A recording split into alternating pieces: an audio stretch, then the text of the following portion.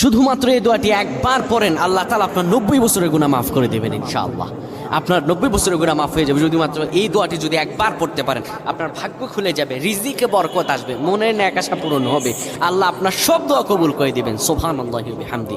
এত ফজিলত, এই দোয়াটা আপনারা শেয়ার করে দিবেন। এই যুবকেরা, আমল না করেও সওয়াব পাবা। তোমার একটি শেয়ারে, একটা বাটনে প্রেস করে তুমি সওয়াব পেয়ে যাবা। কারণ তুমি আমল না করো, অন্য কেউ যদি তোমার শেয়ারের বদৌলতে আমল করে, সওয়াব তুমি পেয়ে যাবা। নবীজির হাদিস।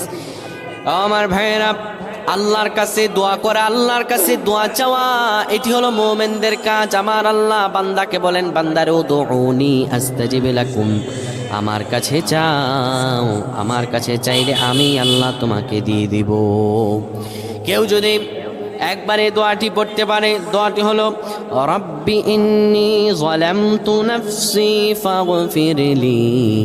কেউ যদি এই দোয়াটা একবার পড়তে পারে, আমার আল্লাহ তাআলা তার 90